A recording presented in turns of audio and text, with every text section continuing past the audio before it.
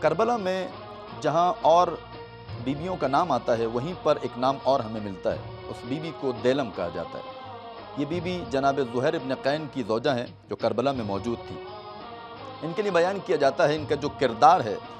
زہیر ابن قین کو شہداء میں جو شامل کیا گیا ہے وہ اس بیوی کی وجہ سے زہیر ابن قین شہدائے کربلا میں شامل ہوئے۔ اس کی داستان یہ ہے کہ جب امام حسین علیہ السلام نے زہیر کو پیغام بھجوایا کہ ہماری مدد کے لیے آؤ، تو وہاں پر بیان کیا جاتا ہے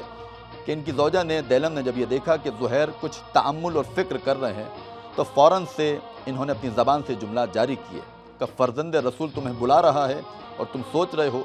جیسے ہی دیلم سے زہیر ابن قین نے یہ جملہ سنا تو فوراً سے امام حسین کی مدد کے لیے گئے،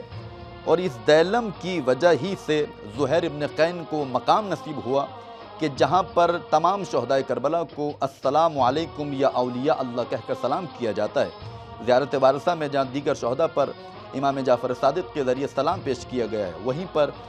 زہیر ابن قین کا بھی ان شہداء میں نام آتا ہے۔